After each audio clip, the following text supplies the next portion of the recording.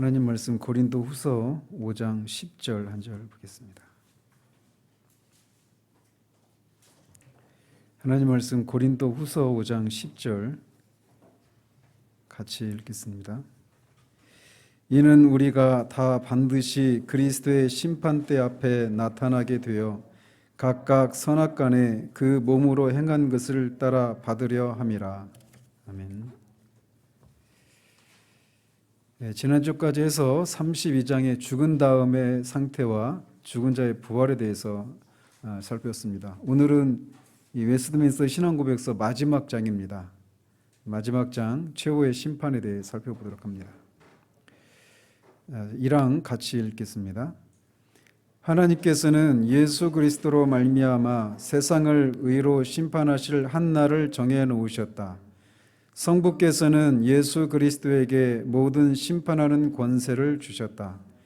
그날에는 타락한 천사들이 심판을 받을 뿐만 아니라 이 땅에서 살았던 모든 사람들이 그리스도의 심판대 앞에 서서 자신들이 선악간에 그들의 몸으로 행한 생각과 말과 그리고 행한 것을 따라 보응을 받게 될 것이다.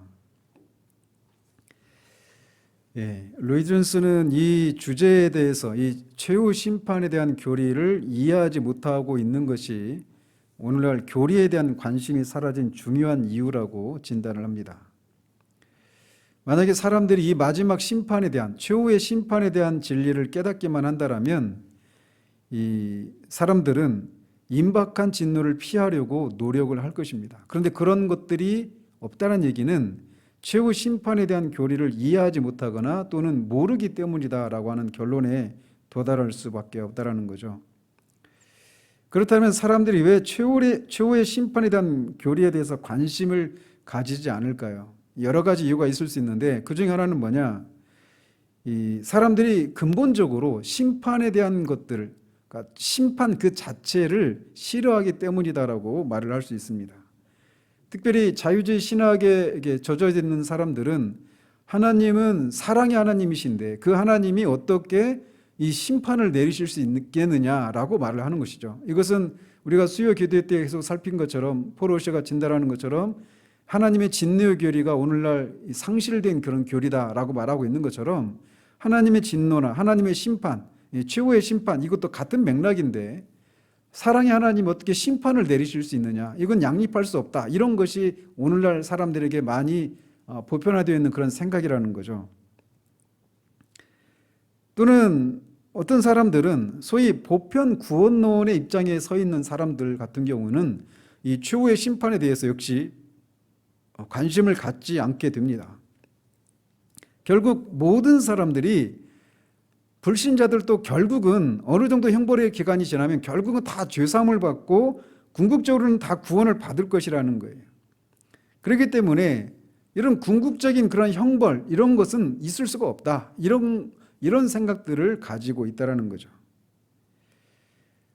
또 어떤 사람들은 이렇게 심판의 개념 자체를 싫어하기 때문에 최후의 심판에 대해서 관심을 가지지 않고 있고 또 하나는 형벌을 교정수단으로만 생각한다는 겁니다.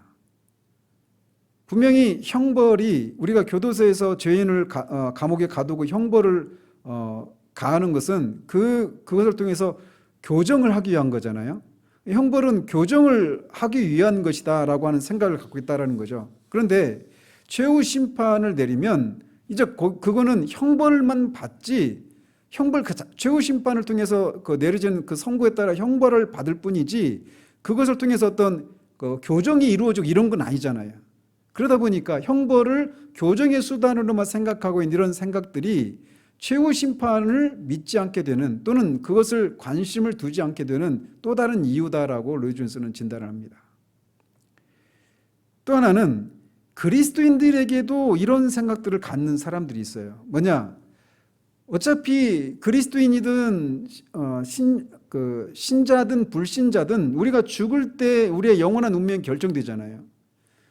그런데 이 최후의 심판, 그래서 우리에게는 제2의 기회라고 하는 게 없잖아요. 한번 영원한 형벌을 죽을 때 믿지 않아서 영원한 형벌을 받을 사람들은 영원한 형벌을 받게 될 것이고 또 죽을 때 믿은 사람들은, 죽을 때까지 믿고 있었던 사람들은 영원한 상급을 받게 된단 말이죠, 천국에서. 그런데 이렇게 제2의 기회가 없는데 이 최후의 심판이라고 하는 것이 무슨 의미가 있는지라는, 이미 죽을 때 운명이 결정됐는데 또다시 최후의 심판을 행할 이유가 뭐가 있느냐, 이런 생각을 하고 있는 거예요. 왜? 최후 심판이 뭔지를 모르기 때문에.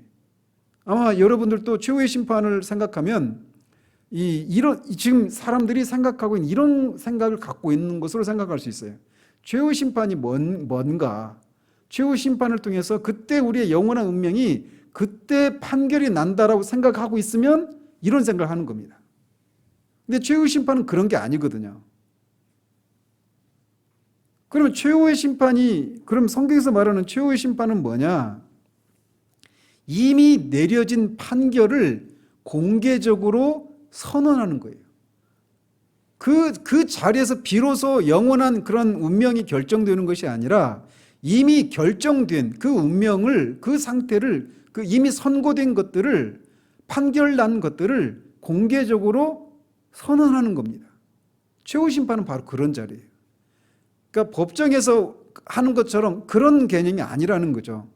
그러니까 법정에서는 그때 선고를 내리면서 그때 형이 그때 결정이 되잖아요. 그 사람의 그 형이. 근데 최후 심판은 그런 개념이 아니라는 거예요. 이미 그 사람이 죽을 때 이미 그의 영원한 운명은 결정이 나 있습니다. 바뀔 수 있는 게 없어요. 그래서 자기가 갈 곳으로 다 가게 된단 말이죠. 근데 그렇게 이미 선고된 것들을, 판결난 것들을 공개적으로 선언하는 행위가 최후의 심판인 거예요. 근데 사람들은 많은 경우에 최후의 심판 그 자리에서 우리의 영원한 운명이 결정되는 것처럼 생각하기 때문에 최후의 심판이라고 하는 것이 이미 결정됐는데 그게 무슨 소용이 있느냐 또는 의미가 있느냐 이렇게 생각한단 말이죠. 근데 최후 심판은 그런 게 아니에요. 그리고 이 최후의 심판은 말씀드린 것처럼, 그래서 우리의 이 운명, 우리의 영원한 운명은 이미 이 세상에 있을 때 이미 결정이 났습니다. 그래서 우리가 지난주에 살핀 것처럼 부활하기 전에 이미 우리가 어떤 상태에서 영원히 있게 될 것인가가 이미 결정이 나 있는 거예요.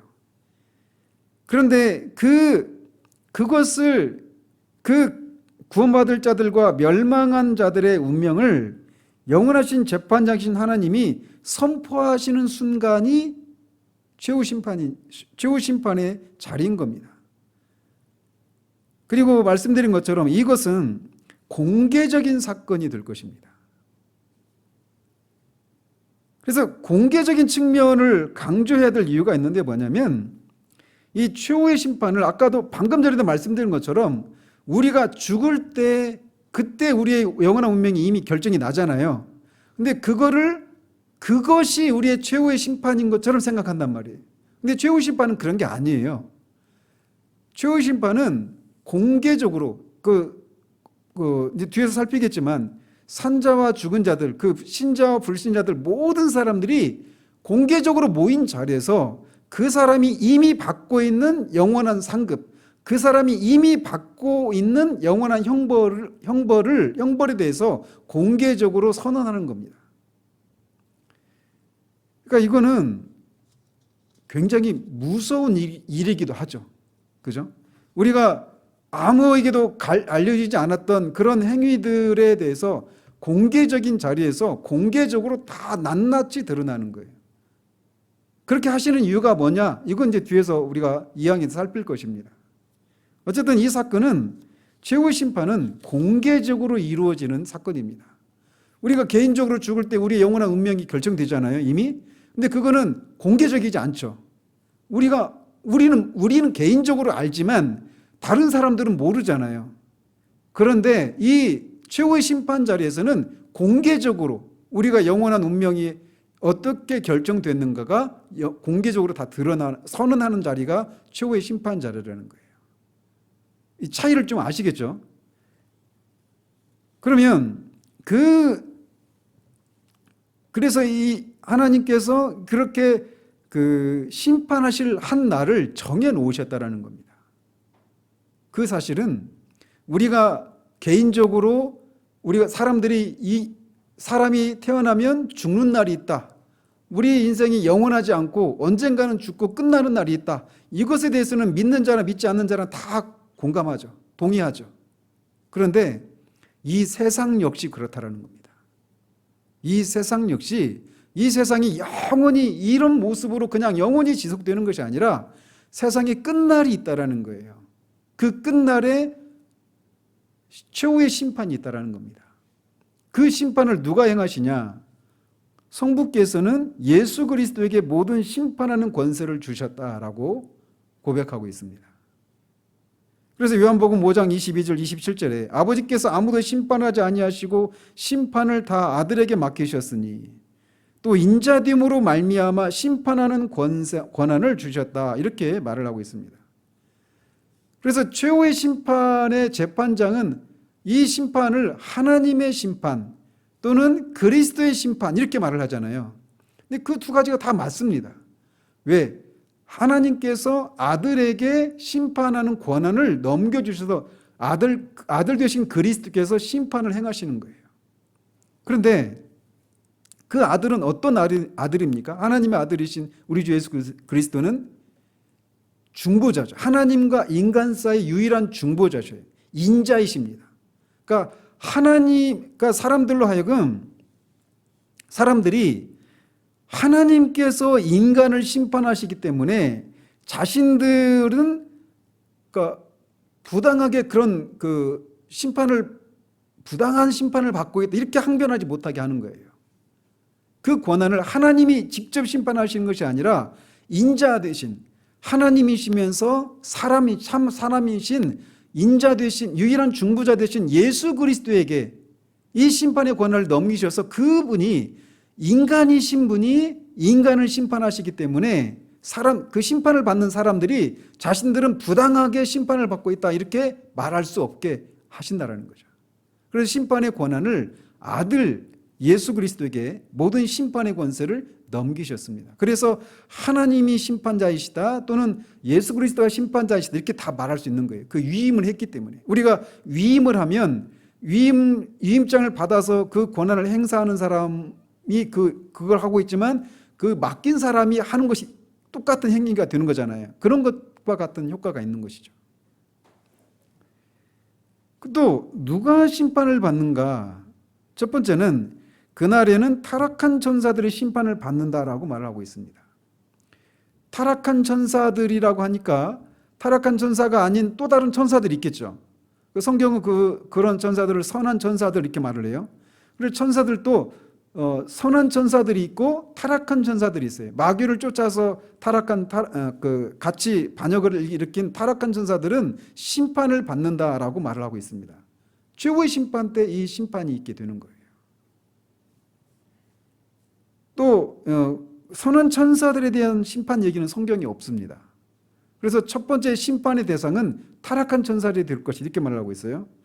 또 뿐만 아니라 이 땅에서 살았던 모든 사람들이 그리스도의 심판대 앞에 서서 자신들이 선악간에 그들의 몸으로 행한 생각과 말과 그리고 행한 것을 따라 보응을 받게 될 것이다, 이렇게 고백을 하고 있습니다.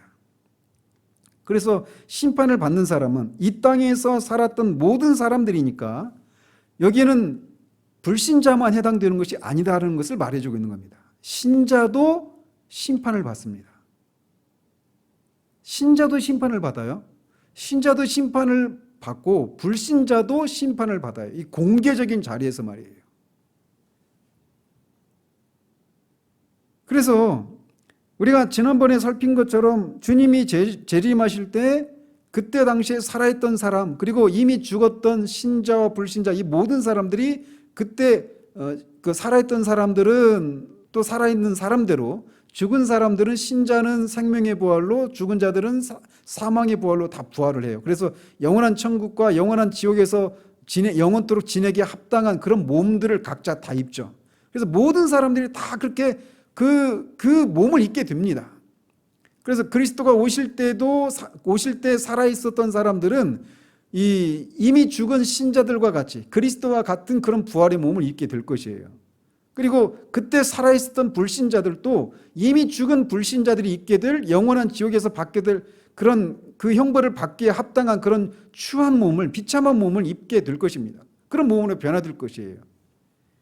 그래서 모든 사람들이 다 그렇게 동시에 부활하게 됩니다. 그래서 심판주 되시는 그리스도 앞에 모든 사람들, 신자와 불신자 모두가 다 서게 된다는 말이죠.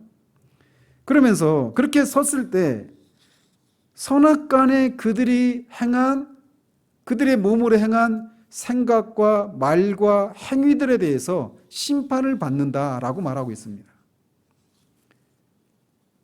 그래서 이 살아있을 때 우리가 행했던 생각까지도, 말과 행동까지도 다 그날에 심판을 받게 되어 있다는 거예요. 그러니까 이 생각을 우리가 생각하며 산다라면, 앞에서도 말씀드린 것처럼 이 최후의 심판 때 일어날 일들을 우리가 생각한다라면, 우리가 평상시에 하는 말과 행동과 생각과 이런 것들이 얼마나 그런 중대한 그런 의미가 있는가라고 하는 것을 우리가 생각하면서 그런 것들에 조심하게 되는 일들이 있겠죠. 그런데 특별히 우리가 이제 여기에서 좀 어려움이 있어요. 뭐냐? 신자들이 심판을 받는다라고 말하면 우리가 그거를 좀 잘 이렇게 납득이 안 되는 부분이 있잖아요. 그죠? 왜 그렇죠? 우리는 예수 그리스도께서 우리가 영원히 받을 그 심판을 대신 받으셨잖아요. 십자가에서.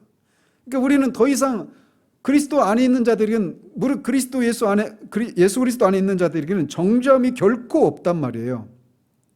그런데 신자들도, 불신자들은 그렇다고 하더라도 신자들도 이렇게 이 마지막 때에 심판대 앞에 서야 되는가 라고 말할 때 그 부분에 있어서 우리가 잘 납득이 안 되는 부분이 있어요.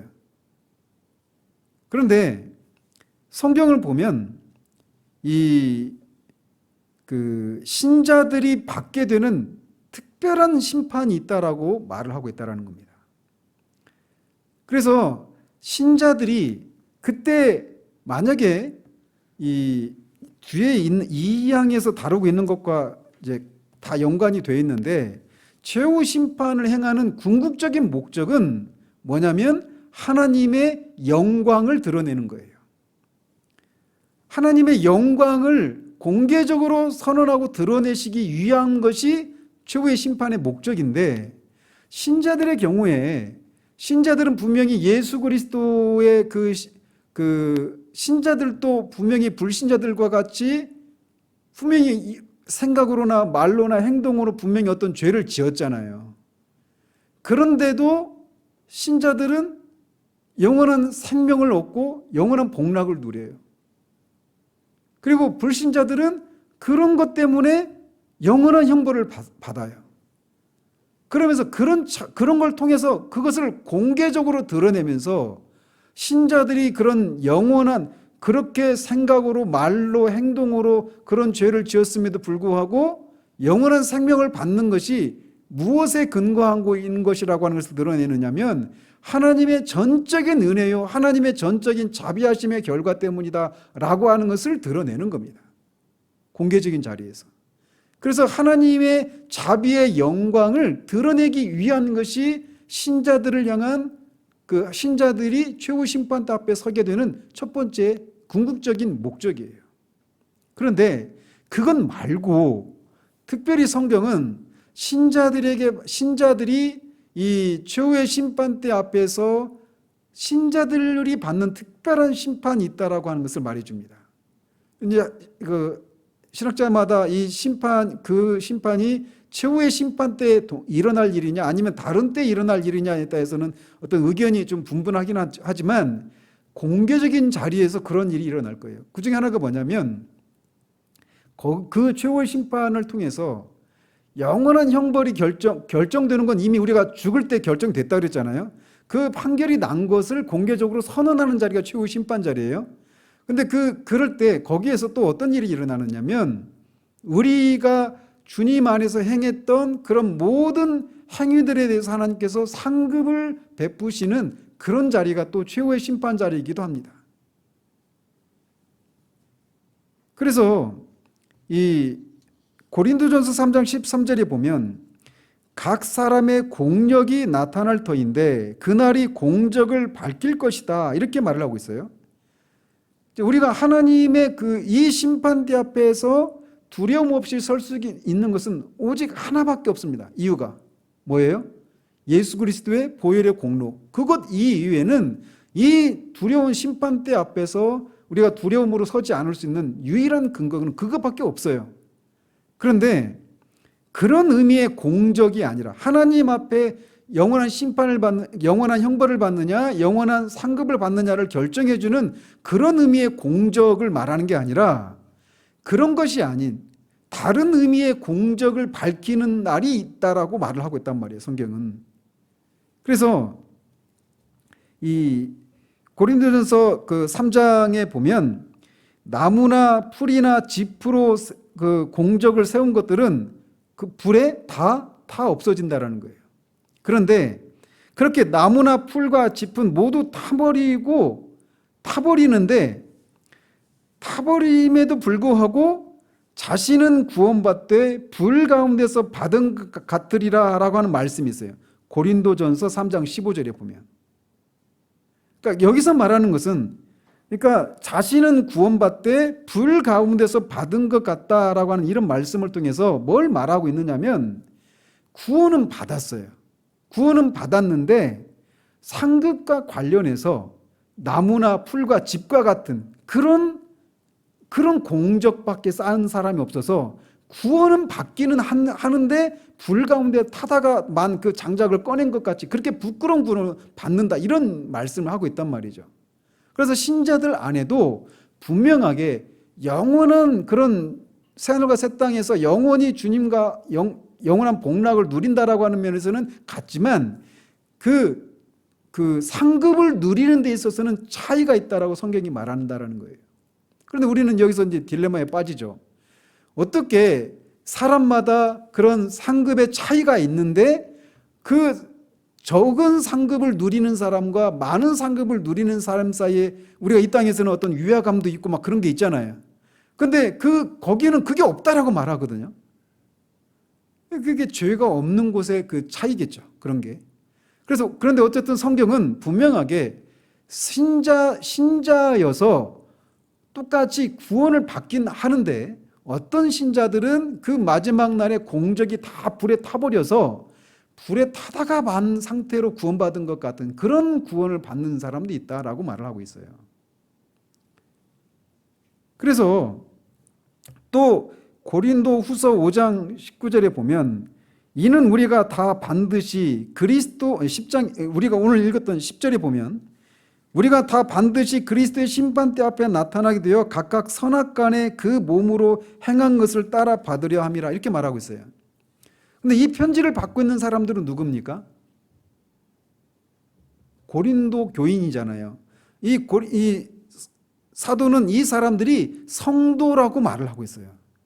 그리스도로 말미암아 부르심을 받고 성령으로 선택함을 깨끗함을 받고 그리스도 안에서 구원을 받은 성도라고 분명히 말하고 있단 말이에요. 그런데 그 성도들이 선악간에 행한 것을 따라서 이 심판대 앞에 그 몸으로 행한 것을 따라서 심판대 앞에 나타나게 되는 그런 일이 있다라고 말을 한단 말이죠. 그래서 이런 것들을 다 종합해 보면 분명히 신자가 이 최후의 심판 때 그가 받은 구원이 전적으로 하나님의 은혜로 자비의 풍성함의 결과로 구원받은 것이라고 하는 것을 공개적으로 드러내는 것을 통해서 하나님의 자비의 영광을 드러내는 그런 자리이기도 하지만 또 동시에 신자들이 이 땅에서 주님을 위해서 살았던 그 삶에 대한 그런 상급이 결정되는 자리이기도 하다라고 하는 것을 성경이 우리에게 말해주고 있다는 겁니다.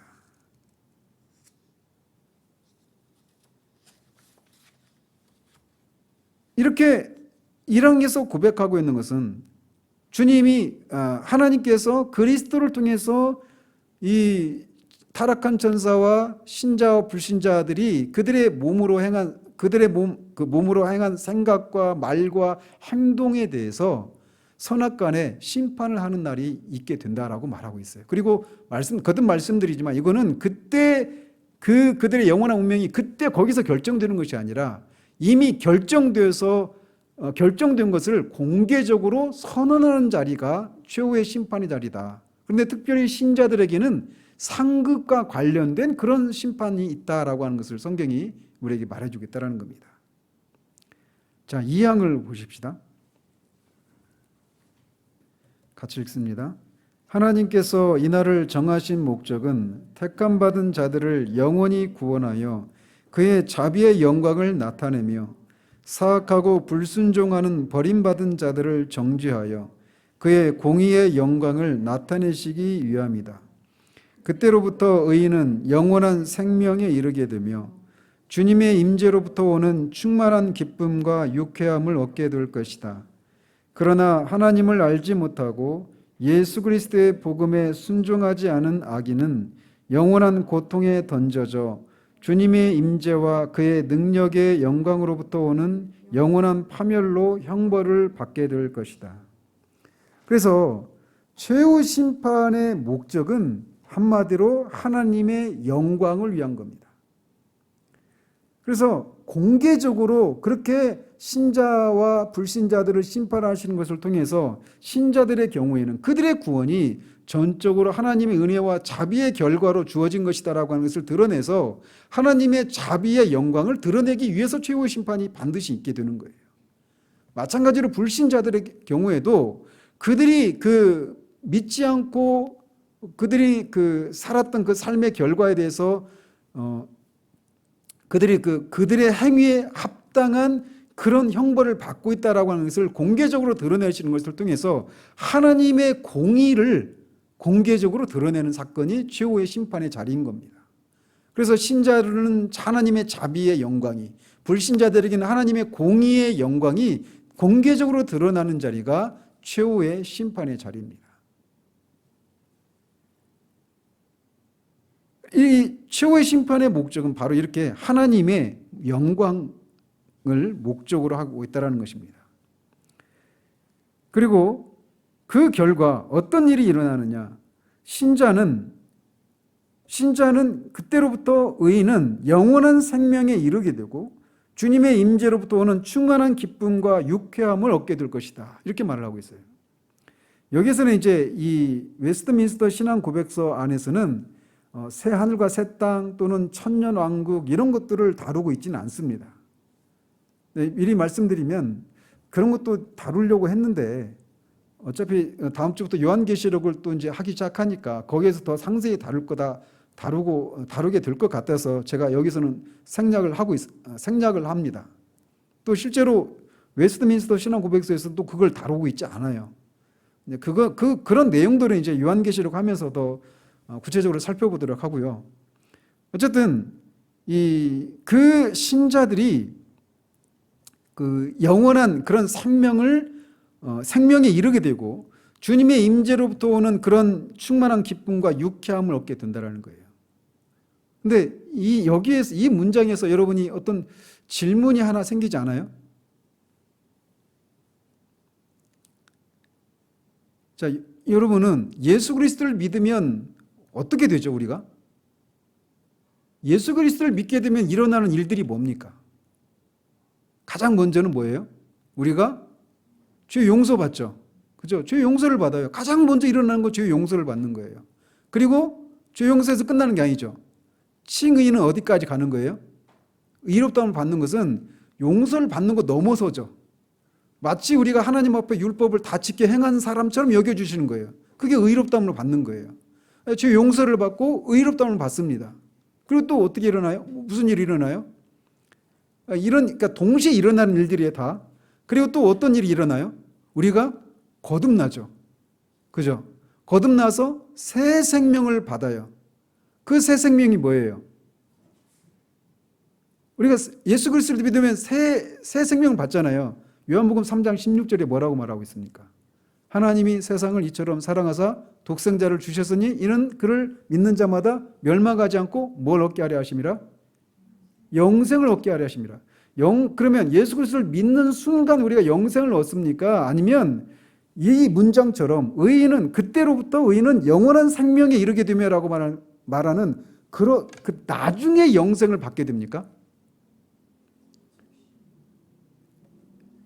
즉시로 받잖아요. 근데 여기서 뭐라고 하고 있어요? 그때로부터, 그때면 언제예요? 최후 심판 때부터잖아요. 최후 심판 이후부터 의인이 영원한 생명에 이르게 된다 이렇게 말하고 있단 말이에요. 그러니까 제가 지금 질문을 하는 부분이 무엇인지 아시겠어요? 어떤 질문이 생겨야 되는지? 우리가 분명히 영생은 우리가 예수 그리스도를 믿는 순간부터 우리가 영생을 누립니다. 그럼 여기서 말하는 영원한 생명이 이른다라고 하는 것은 또 어떤 의미가 있는 걸까요? 아무 의미가 없는 걸까요? 그러니까 영원한 생명을 누린다라고 할 때 영생이 뭡니까?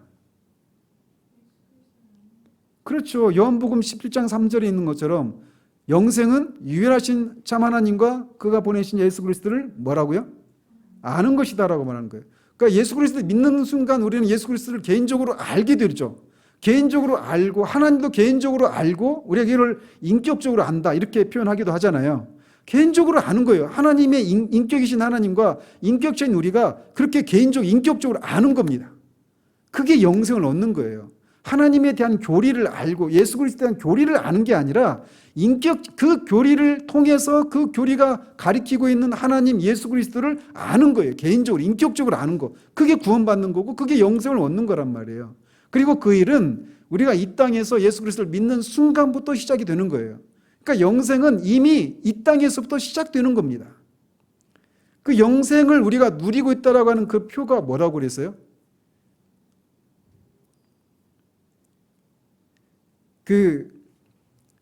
선한 그 부자 청년 이야기 하면서 설교했던 적이 있어요. 기억나세요? 그래서 설교자가 필요한 거예요. 했던 설교 또 할 수 있는 거예요.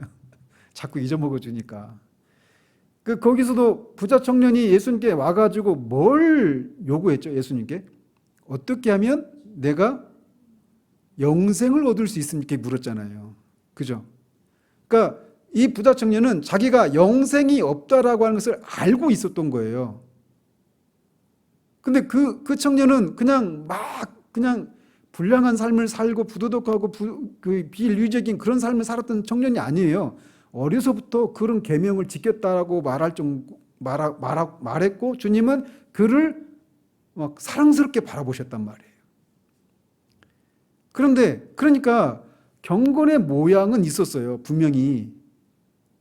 오늘날 신약의 용어로 환원해서 말씀을 드리면 주일마다 교회 와서 예배 드리고 모든 예배에 빠지지 않고 또 부자였으니까 교회에서 필요한 그런 필요로 하는 그런 물질로 그렇게 섬기고 이런 일을 했던 사람이에요. 그래서 그 청년이 막 예수님께 달려왔을 때 그 공개적인 자리에서 그 사람들이 많이 모이는 그런 그 길 한복판에서 막 달려와가지고 무릎 꿇고 물었잖아요. 그죠? 그러면서 그 복음서 기자들이 전할 때 그 장면을 전할 때 뭐라고 시작하냐면 보라 이렇게 시작하는 거예요. 그 얘기는 뭐냐면 너무 놀래서 그렇게 얘기를 하는 거예요. 그러니까 마치 오래도록 막 수십 년 동안 교회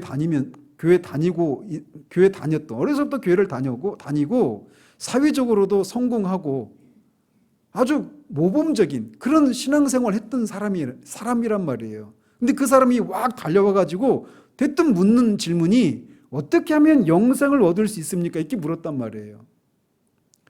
그 얘기는 내가 영생이 있는지 없는지를 이 땅에서도 알 수 있다라고 하는 것을 말해주는 거예요. 그 청년이 영생이 있다라고 하는 것을 어떻게 알았느냐? 뭘 가지고 내가 영생이 없다라고 하는 것을 그렇게 그 청년이 생각했을까? 그거는 영생을 소유한 사람들은 아까 말씀드린 것처럼 하나님과 예수 그리스도를 개인적으로 인격적으로 아는 거예요. 관계를 맺고 있는 거예요. 그러니까 마치 한국은행에 돈이 막 수십조의 돈이 있다라고 하는 정보를 알고 있어도 우리의 살림에 아무런 도움이 안 되잖아요. 근데 그 수십조가 아니라 거기에 100분의 1, 1000분의 1만 되는 그런 돈이 실제로 우리 통장에 있다라면 그 사람은 어때요? 든든하겠죠. 얼마나 든든하겠어요. 수천억, 수백억이 있으면. 그러니까 뭐냐면 하나님을 아는데 그 하나님이 전지하시고 전능하시고 선하시고 사랑의 하나님이시고 자비하시고 거룩하시고 이런 하나님을 내가 개인적으로 아는 거예요. 한국은행에 있는 돈과 같은 그런 관계로 하나님을 아는 것이 아니라 내 통장에 있는 돈을 우리가 생각하는 것처럼 하나님을 그렇게 인격적으로 개인적으로 아는 거예요. 그게 영생이에요. 영생을 누리는 거예요. 그 하나님을 내가 개인적으로 알 때 우리 안에서 뭐가 있느냐면 내가 사랑을 받고 있구나. 내가 어떤 그런 보호를 받고 있구나. 그런 데서 오는 그런 안정감이 우리 가운데 있게 되는 거예요. 근데 그거는 개인적으로 하나님을 알 때 생겨나는 거예요. 종교적인 행위를 하는 것으로 그런 것들이 주어지는 게 아니에요. 진짜 내가 예수 그리스도를 믿고 그분을 개인적으로 알 때 그런 것이 있게 되는 거예요. 근데 청년이 그게 없는 걸 알았던 거예요. 말씀드리고 싶은 건 어쨌든 영생은 이 땅에서부터 우리가 누릴 수 있는 거예요. 그럼에도 불구하고 이 영원한 이 최후 심판 때부터 누리게 되는 이 영원한 생명에 이른다라고 하는 이 표현은 어때요? 이 땅에서는 우리가 그 영생을 누리는 것이 실제적으로 우리의 영생이 우리 가운데 있다가 사라지고 다시 회복하고 이런 건 아니잖아요. 영원히 우리 가운데 하나님과의 관계는 영원히 지속되잖아요. 근데 어때요? 그때는 이 땅에서는 그 관계가 계속 그걸 우리가 느낄 수도 있고 느끼지도 못할 수도 있고 이런 일들이 반복되죠. 우리 안에 남아있는 죄 때문에 마귀의 그런 공격으로 인해서. 그러나 최후 심판 이후에는 그런 일이 없는 거예요. 끊임없이 주님의 임재 아래, 임재 앞에 우리가 있게 되는 거예요. 그래서 그때 이제 그런 부활한 몸을 입고 새하늘과 새 땅에서 그렇게 영원히 그렇게 그런 삶을, 그런 상태를 누리게 되는 겁니다.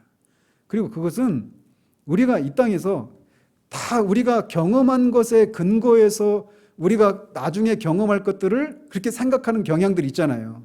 그죠? 그러니까 내가 이 땅에서 주님과의 관계에서 누리는 그 기쁨을 누리는 정도를 가지고 우리가 새하늘과 새 땅에서도 이런 상태를 계속 누린다 이렇게 생각한단 말이에요. 우리가 그런 존재, 인간이 경험적인 그런 존재이기 때문에 경험의 근거에서 생각하기 마련이기 때문에. 그러나 새하늘과 새 땅에서 누리게 되는 이런 것들은 우리가 경험하지 않고는 알 수가 없는 거예요. 우리가 이 땅에서 최고로 내가 가장 충만했고 하나님과의 사랑을, 하나님과의 관계를 정말 가장 충만하고 풍성하게 누렸던 때라고 생각하는 때가 있잖아요. 여러분에게 다. 그리고 그때로 돌아가고 싶은 마음이 있잖아요. 그렇지 못한 것 때문에 막 마음이 상하고 곤고하다고 생각하잖아요. 그런데 돌아가고 싶고 다시 누리고 싶은 이 땅에서 누렸던 그 영혼의 충만함하고는 비교할 수 없는 그것이 우리가 장차 누리게 될 그 복락이에요. 그래서 우리의 경험에 근거해서 이것들이 막힘이 없이 끊어짐이 없이 계속 누리는 것이 천국이겠구나 이렇게 생각하면 안 돼요. 이 땅에 있는 것들은 다 오염이 되어 있습니다. 선한 것들 안 해도 여전히 우리 안에 남아있는 죄로 인해서 우리의 그것을 받을 수 있는 우리의 그릇의 제한이 되어 있기 때문에 감히 생각할 수가 없는 거예요. 근데 이제 최후의 심판 이후에 그런 의미에서 의인이 영원한 상태에 이르게 되는 거예요. 영생의 상태. 이미 시작이 됐지만. 마찬가지로 반대로 불신자들의 경우도 마찬가지입니다. 영원한 고통에 던져져서 주님의 임재와 그분의 능력의 영광으로부터 온 영원한 파멸로부터 형벌을 받는다는 거예요. 이것은 지난주에 말씀드린 것처럼 정말 생각할 수도 없는 우리의 생각으로 다 미루어 짐작할 수 없는 그런 고통을 그 최후의 심판 이후로 이제 본격적으로 받기 시작하는 겁니다. 이것이 최후의 심판 때 있게 되는 거예요. 자, 그리고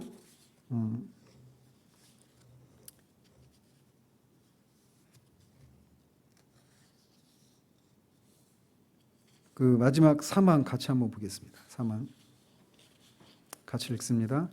그리스도께서 우리에게 장차 심판날이 있을 것이라는 사실을 틀림없이 확신하도록 하신 것은 모든 사람들이 죄를 멀리하고 역경 가운데 있는 경건한 사람들은 큰 위로를 얻도록 하기 위함이었다. 마찬가지로 그리스도는 그 날을 사람들에게 감추어 두셔서 사람들이 모든 육적인 안정감을 떨쳐버리고 주님이 언제 오실지 모르므로 항상 깨어 있도록 하셨고, 오시옵소서 주 예수여 속히 오시옵소서 아멘이라고 말할 수 있도록 언제나 준비가 되도록 하셨다. 그래서 이 최후의 심판이라고 하는 것이 있다라고 하는 것을 그리스도께서는 우리가 확실히 알 수 있도록, 확신하도록 우리에게 요구하십니다. 그러니까 구원의 확신도 마찬가지예요. 그러니까 확신이라고 하는 것.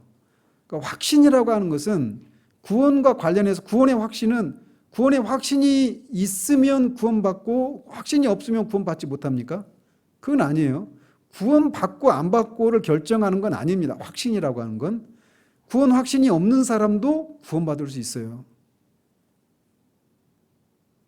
그리고 그럼에도 불구하고 확신이 있느냐 없느냐는 정말 어마어마한 차이가 있는 겁니다. 한번 생각해 보십시오.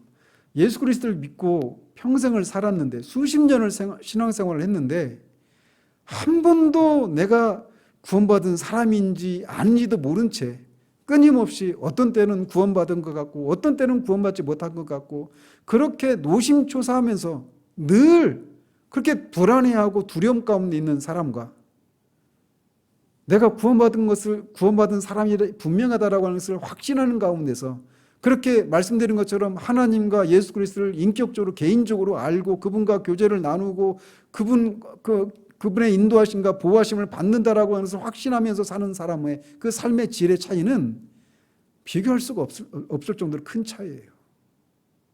그래서 구원의 확신이라고 하는 것은 우리가 구원을 받는지 안 받는지를 결정해 주는 어떤 근본적인 차이를 만들어내는 건 아니에요. 확신이 없어도 구원받을 수 있습니다. 마찬가지로 그럼에도 불구하고 확신이 있느냐 없느냐는 엄청난 삶의 질의 차이를 만들어내요. 마찬가지로 그리스도의 심판이 이 최후의 심판이 있다라고 하는 것을 확신하느냐 확신하지 않느냐에 의해서 그것이 확신이 있느냐 없느냐가 근본적으로 우리의 구원의 여부를 결정하는 건 아닙니다. 그럼에도 불구하고 성경은 구원의 확신을 가질 것을 우리에게 촉구하고 있어요. 그런 삶의 질의 차이를 만들어내니까. 마찬가지로 최후의 심판에 대해서도 마찬가지입니다. 최후의 심판에 대해서도 우리가 확신할 것을 성경은 우리에게 요구하고 있어요. 왜? 그 확신이 있느냐 없느냐가 어떤 삶을 살게 만드느냐를 결정하기 때문에 그래요. 어떤 삶을 만들어내게 하느냐? 첫 번째로는 소극적인 측면에서 모든 사람들이 죄를 멀리하도록 하게 하는 그런 유익이 있는 거예요. 보십시오. 오늘 내가 행한 생각과 말과 행동 이 모든 것이 다 이 최후의 심판대 앞에 다 공개적으로 낱낱이 드러나는 거예요. 공개적으로 말이에요. 이 한 주간 우리가 살았던 삶을 USB 꼽아가지고 이 모니터 연결 한번 해보면 저도 마찬가지고 여러분 중에 어느 누구도 정말 이 얼굴 들고 쳐다볼 수가 없을 거예요. 다 여기 한 번 오고 다 떠날 겁니다. 교회 존재할 수가 없어요. 우리의 생각과 말과 행동으로 이런 것들이 공개적으로 드러난다. 이거는 한 주 동안의 삶만 가지고도 그 공개적으로 드러난다면 우리 교회가 존재할 수가 없다니까요. 너무 부끄러운 일이에요. 근데 평생에 행했던 생각과 말과 행동이 드러난다고 생각해 보십시오. 이거는 말할 수 없이 두려운 일이에요. 말할 수 없이 두려운 일입니다. 그러니까 이 생각을, 최후의 심판이 있다라고 하는 것을 확신하면서 매일 그 생각을 가지고 산다면 죄를 멀리하게 되는 것은 당연하게 되는 거예요. 그렇지 않겠어요? 그렇다고 해서 우리가 생각이라고 할 때 우리가 막 스쳐 지나가는 생각까지 따지느냐, 이건 아닙니다. 분명히 해야 돼요. 왜냐하면 그런 얘기 하잖아요. 서양 속담에 새가 우리 머리 위로 지나가는 것은 우리가 막을 수 없지만 그 새가 우리 머리 위에 둥지를 트는 건 우리가 막을 수 있다. 이런 속담이 있다고 그랬잖아요. 그러니까 생각이, 우리가 죄의 몸을 입고 있고 죄의 몸을 입고 있기 때문에 우리의 그 추악한 생각들이 수없이 지나가요. 하루에도 몇만 가지 생각이 지나간다고 하잖아요. 10만 가지라고 하는 분들도 있고. 근데 그 생각들 그런 것까지 다 낱낱이 드러나는 게 아니라 그 생각이 우리의 머리에 이렇게 또아리를 틀고 앉아서 그 생각이 우리의 말과 행동으로 이어지도록 하게 만드는 그 생각을 말하는 거예요. 아시겠죠? 그나마 좀 숨통이 트이죠. 아무튼 이 마지막 날에는 이렇게 우리의 생각과 말과 행동의 그 모든 것들이 공개적인 자리에서 다 드러나게 되어 있어요.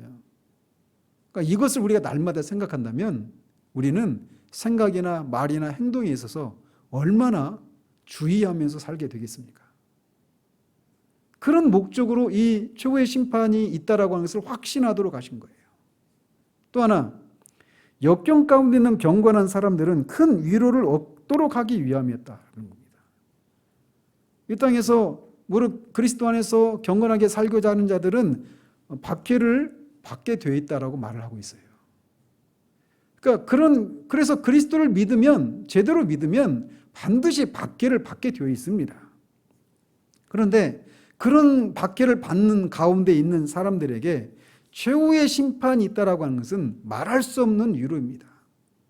왜? 자신을 박해하는 그 사람들을 향해서 하나님께서 그 행위를 다 낱낱이 보고 계시고 그 사람들로부터 받고 있는, 내가 겪고 있는 그 고통을 주님이 다 낱낱이 보고 계시다라고 하는 그 사실만큼 우리에게 위로가 되는 게 없단 말이에요.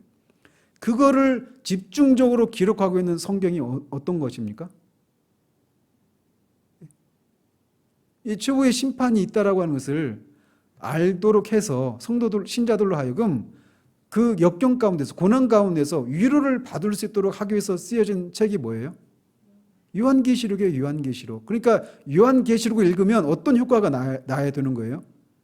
이 마지막에 최후 심판, 이 지구의 멸망, 종말 이런 것들이 있으면 임할 것에 대한 그런 두려움에 시달리게 하는 책이 요한계시록이 아니에요.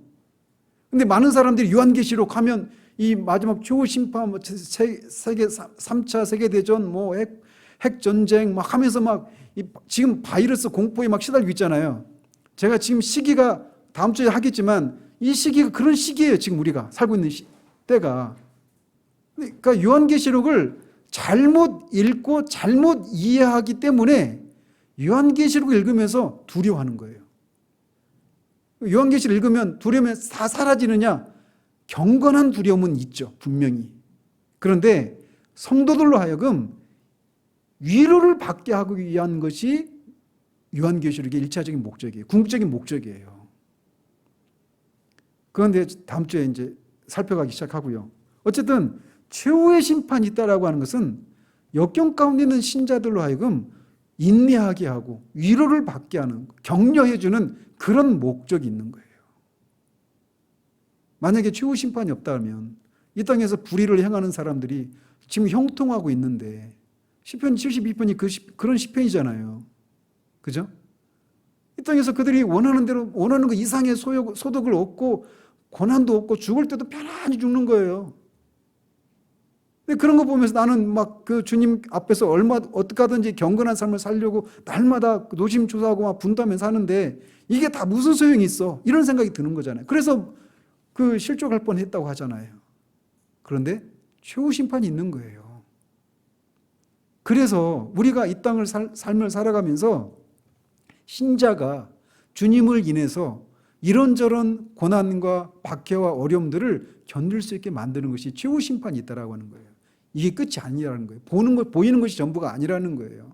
반드시 최후 심판이 있다는 겁니다. 그래서 하나님께서 공의로 이 세상을 심판하시고 또 우리를 향해서는 그런 자비로 우리에게 그 은혜를 베푸시는 그 날이 반드시 온다라고 하는 이 확신이 있을 때 우리가 위로를 받고 주님을 위한 그런 일에 낙심하지 않고 계속해서 그 길을 걸어갈 수 있게 된단 말이죠. 그래서 최후 심판이 있다라고 하는 것을 확신하도록 하셨던 거예요. 그리고 또 하나, 이 최후의 심판이 있을 때는 최후의 심판은 언제 이루어져요? 예수님이 재림하실 때죠. 근데 그 재림하실 때를, 최후의 심판이 있을 때를 우리에게 알려주지 않으셨습니다. 그래서 알려주지 않으신 목적이 뭐라고 그래요? 우리로 하여금 육적인 안정감을 떨쳐버리도록 하기 위한 거예요. 주님이 언제 오실지 모르는데 오늘 오실 수도 있잖아요. 그죠? 근데 오늘 오실 수도 있는데 오늘은 아니겠지라고 하는 생각을 가지면서 살 수 있는 거예요. 그래서 내가 오늘까지만 다이어트 하는 사람이 그렇죠. 오늘까지만 먹고 내일부터 다이어트 해야지. 이렇게 하잖아요. 날마다 오늘까지만이에요. 그래서 다이어트 성공이 안 되는 거죠. 근데 그런 것처럼 내가 오늘까지만 내가 원하는 대로 살고 내일부터 주님을 위해서 살아야지. 이런 생각을 가면서 주님을 위해서 살아야 된다라고 하는 것을 지적으로는 동의하면서 내가 지금 이렇게 사는 건 옳지 않아. 그리고 언젠가는 내가 주님을 위해서 살아야 되고 성경을 통해 주님이 말씀하신 그런 삶을 살아야 돼라고 하면서 오늘 내 육신이 원하는 그런 삶을 살아가는 그런 사람도 있잖아요. 제가 대학 때 그랬어요. 날마다 내가 지금 비록 이러고 있지만 언젠가는 주님께 돌아간다. 근데 회심하고 나서 제가 회개했던 게 뭔지 아십니까? 정말 두려움 가운데 회개했던 게 뭐냐면 만약에 주님이 제가 이러고 있을 때 오셨다라면 그러실 수 있잖아요. 근데 그렇게 안 하신 것에 대해서 막 가슴을 쓸어내리면서 그렇게 제 육적인 그런 삶을 살았던 그런 시절을 하나님 앞에 회개했던 그런 기억이 있어요. 주님이 언제 오실지 모르기 때문에 우리가 육적인 그런 안정감에 빠져 있기가 쉽습니다. 그래서 우리를 스스로 위로하는 거예요. 오늘까지만 하고 내일부터 주님을 위해서 살아야지. 근데 그 생각을 떨칠 수 있게 만드는 것이 뭐냐? 오늘이라도 주님 오실 수 있다는 겁니다. 그 날을 감춰 놓으신 거예요. 그 날이 오늘일지 아니면 내일일지 어떻게 알아요, 우리가? 그 생각을 가지고 결국 그런 육적인 안정감을 멀리하도록 깨뜨리도록 하시기 위해서 그 날을 감춰 두신 거예요. 그리고 그렇게 되면 어떻게 됩니까? 매일 오늘 오실지 내일 오실지 모르기 때문에 늘 그 주님의 오심을 기다리면서 깨어있게 되는 거예요.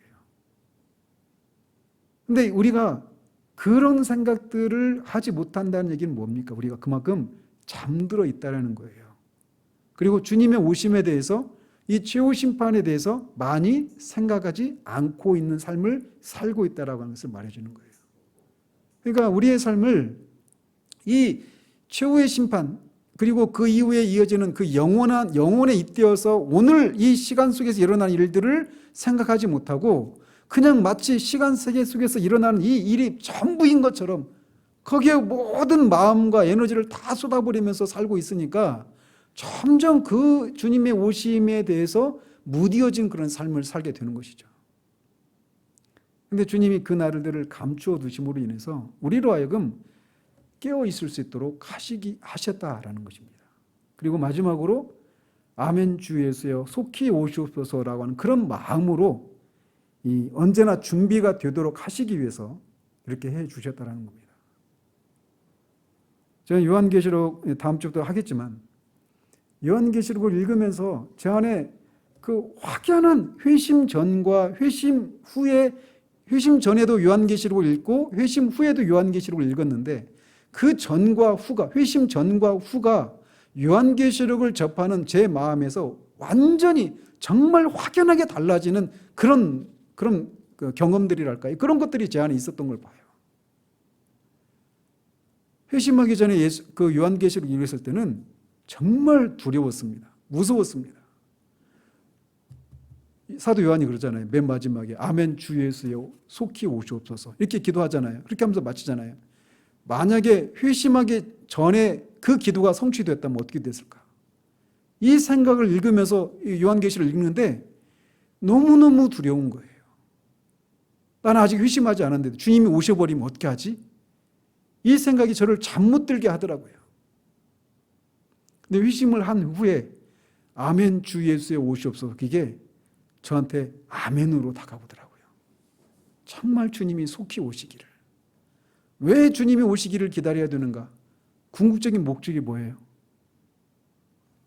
주님의 영광을 공개적으로 드러내기 때문에 그래요. 제가 이 오늘 오후 예배를 정말 마음이 상해서 시작했거든요. 막 정말 눈물 날 정도로 저는 슬퍼요. 서글프고 하나님이 이 정도밖에 안 되시는가? 너무 좀 막 분노도 있고요. 막 마음이 상하면 정말 펑펑 울고 싶을 정도로 그런 상함이 있습니다. 그렇게 시작했는데 그런 삶을 우리는 이 땅에서 계속 경험하잖아요. 우리 불신 가족들 안에서, 우리 자신 안에서, 교회 안에서, 하물며 세상은요 더하죠. 그러나 주님이 오시면 세상이 조롱하고 믿지 않고 대적했던 그런 하나님이 아니신 것을 공개적으로 드러내실 것입니다.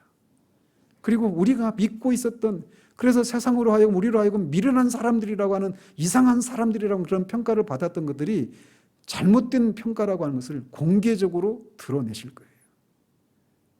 그래서 하나님의 공의를 믿지 않는 사람들은 하나님의 공의를 인정할 수밖에 없고, 그래서 그 하나님의 공의를 인정하는 것을 통해 하나님께 영광을 돌리는 거예요. 영광을 돌린다, 찬양한다, 이건 같은 맥락입니다. 하나님을 하나님으로 인정하는 거예요. 그게 하나님께 영광을 돌리는 것이고 하나님을 찬양하는 거예요. 불신자들을 향해서는 하나님 그런 일들을 분명히 하실 것입니다. 그리고 신자들을 향해서도 마찬가지예요. 너희들이 그렇게 세상에서 나를 믿는 것 때문에 이런저런 어려움도 겪고 사람들로부터 오해도 사고 정말 미련한 사람으로 이렇게 조롱도 받고 비아냥도 받고 그렇지만 너희들의 그 믿음이 헛된 것이 아니라고 하는 것을 공개적으로 드러내실 것입니다. 그래서 그 하나님을, 그 주님을 우리가 정말 소리 높여 외치는 그런 영광스러운 날이 그 주님이 오시는 날이에요. 그래서 회심 후에 제 안에서 그런 너무나도 확연한 그런 요한계시록을 대하는 그 맨 마지막 구절이에요. 아멘 주 예수여 속히 오시옵소서. 이거를 대하는 이 제 마음에 그런 확연한 변화들이 제 안에서 일어났었던 경우들이 있어요. 주님은 우리로 하여금 주님의 그 최후의 심판을 우리에게 감추어 두신 것을 통해서 우리로 하여금 주님이 속히 오시기를 준비하는 그런 삶을 살도록 하시기 위해서 그날을 감추어 두신 것입니다. 그날이 오늘 밤일 수도 있어요. 그 주님을 맞을 준비가 되어 있나요? 되어 있어요? 그날이 오면 우리의 영원한 운명은 이미 결정이 난 겁니다. 그날이 오늘일 수도 있어요. 기도하겠습니다. 하나님 아버지, 최후의 심판에 있을 일, 또 최후 심판을 허락하시는 최후 심판 때 있게 될 일들, 그리고 그것을 두신 이유들, 그리고 그것의 목적, 또 그것을 행하시는 분이 누구신지, 또 그 최후의 심판이 있을 날을 우리에게 감추어 두신, 우리에게 그날이 있을 것을 확신하도록 하시고 또 그날을 감추어 두신 목적이 무엇인지 등에 대해서 우리가 살펴보았습니다. 하나님, 우리가 얼마나 마치 이것은 너무나 당연하기 때문에 아무 생각하지 않아도 되는 것처럼 그렇게 생각하고 있는데, 우리가 얼마나 이 사실에 대해서, 이 진리에 대해서 무뎌져 있고 무지한 가운데 있는지를 그런 우리의 마음의 태도들을 통해서 고스란히 드러내고 있음을 봅니다. 아버지 하나님, 우리 안에 다시금 이 최후의 심판에 대해서 진지한 그런 성찰들이 우리 가운데 있게 하시고 그 날을 우리로 하여금 확신하게 하셔서 죄를 멀리하고 육신적인 안정감을 떨치고 늘 깨어 있어서 아멘 주 예수의 오시옵소서라고 하는 그런 소망을 품고 정말 주님이 오셔서 우리의 믿음이 헛되지 않은 것을, 불신자들이 그 생각이 참으로 철저히 잘못되었다라고 하는 것을 공개적으로 드러내셔서 주님이 신자로부터는 주님의 자비와 영광을 인해서, 불신자들로부터는 하나님의 공의를 인해서 마땅히 받으셔야 될 그 영광을 주님 받으시기를 소원합니다. 우리 안에 다시금 주님의 영광 보기를 소원하는 마음을 다시금 새롭게 해주시기를 소원합니다. 예수 그리스도 이름으로 기도합니다. 아멘.